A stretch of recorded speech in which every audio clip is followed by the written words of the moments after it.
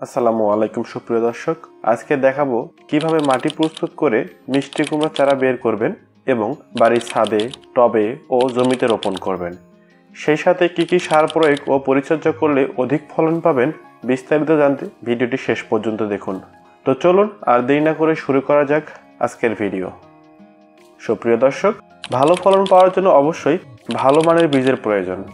সেই সাথে দ্রুত ফলন পেতে হাইব্রিড প্রজাতির বীজ নির্বাচন করতে হবে।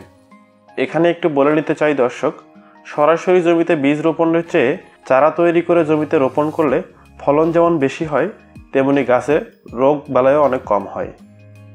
সুপ্রিয় দর্শক, এবার আসি চারা তৈরির জন্য কিভাবে মাটি প্রস্তুত করবেন।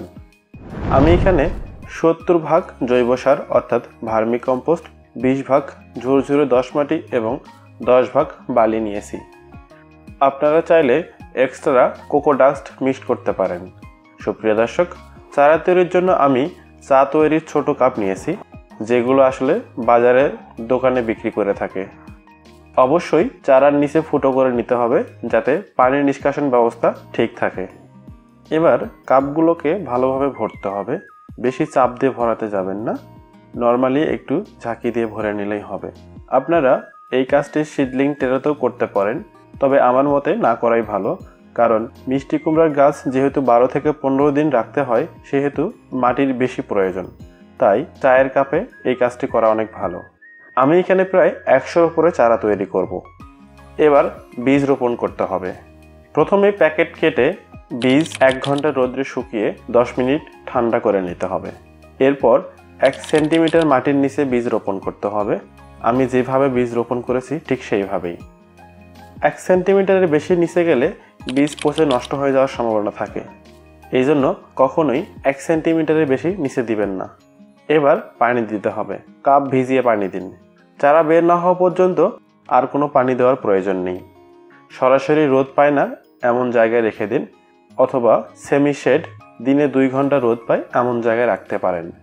সুপ্রিয় দর্শক, বীজের কোন দিকটি মাটির নিচে রাখবেন একটু ভালোভাবে লক্ষ্য করলে দেখবেন, আমরা যেটাকে বীজের মুখ বলে থাকি সেটি আসলে মাটির নিচে থাকবে, অর্থাৎ এদিক দিয়েই প্রথমে বীজটা ফেটে যাবে এবং শিকড় নিচের দিকে বের হবে। পরবর্তীতে উপরের অংশটি উপরের দিকে বের হয়ে 2টি পাতার ন্যায় বের হবে। আমার হাতের দিকে একটু খেয়াল করলে দেখতে পাবেন আমি বীজটি কিভাবে রোপণ করছি। সুপ্রিয় দর্শক, 3 দিনের মধ্যেই আশা করি চারা বের হয়ে যাবে। সব চারা বের হলে যে কোনো ছত্রাকনাশক 1 লিটার পানিতে 1 গ্রাম মিশিয়ে ভালোভাবে স্প্রে করবেন, যাতে কোনো রকমে চারার গায়ে ছত্রাকের আক্রমণ না ঘটে। চারার বয়স 8 থেকে 10 দিন হলে রোদে দিতে হবে। এখানে দেখতে পাচ্ছেন আমার চারার বয়স প্রায় 1 সপ্তাহ হয়ে গেছে। 12 থেকে 15 দিন বয়স হলেই এগুলোকে মূল জমিতে রোপণ করার উপযোগী হয়ে উঠবে। সুপ্রিয় দর্শক, আমি একটু বিস্তারিত বলছি, একটু ধৈর্য সহকারে দেখুন। এবার চারার বয়স 12 থেকে 15 দিন হয়ে গেলে মূল জমিতে রোপণ করতে হবে। দেখুন আমার চারাগুলোর বয়স প্রায় 13 দিন। আমি এই অবস্থায় এই চারাগুলো আমার মূল জমিতে রোপণ করতে পারবো। সুপ্রিয় দর্শক, চারা রোপণের পূর্বে একটু বলে নিই গর্ত কিভাবে তৈরি করবেন। চারা রোপণের অন্তত 15 দিন পূর্বে অবশ্যই গর্ত তৈরি করে নিতে হবে। সেক্ষেত্রে প্রতি গর্তে 10 থেকে 15 কেজি পচা গোবর সার, 50 গ্রাম টিএসপি, 50 গ্রাম ইউরিয়া, 50 গ্রাম এমওপি, 2 গ্রাম বোরন ও 3 থেকে 4 গ্রাম ফুরাডন 5G দিয়ে গর্ত ভরাট করে পানি দিতে হবে। এবার এই সবগুলো সার ডিকম্পোস্ট হতে মোটামুটি 12 থেকে 15 দিন সময় লাগবে। এই সময়ের মাঝে আপনারা একবার মাটিগুলোকে আলগা করে দিতে পারেন। আমি সব রকম সার দেওয়ার পর ঠিক 10 দিন পর গর্তের মাটি আলগা করে দিয়েছি। অতিরিক্ত যদি কোনো গ্যাস হয়ে থাকে সেটা যাতে খুব তাড়াতাড়ি বের হয়ে যেতে পারে। সুপ্রিয় দর্শক, আপনারা দেখতে পাচ্ছেন আমি এখানে প্রায় 20 লিটার পানি নিয়েছি। এই 20 লিটার পানির জন্য 20 গ্রাম যে কোনো ধরনের ছত্রাকনাশক প্রয়োজন, আর এই জন্য আমি কার্বন ডিজি গ্রুপের 20 গ্রাম ছত্রাকনাশক এই পানিতে দিয়ে দিয়েছি। এবার পানিটা গুলে রেখে দিব।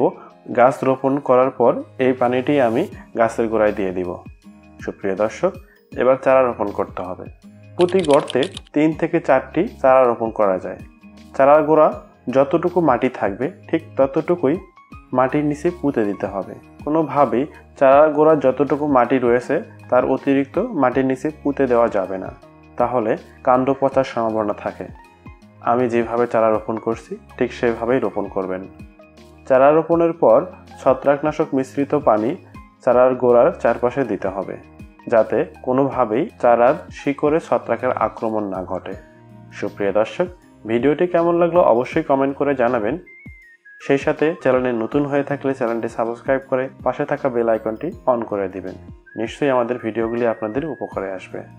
ধন্যবাদ ভিডিওটি ধৈর্য সহকারে দেখার জন্য।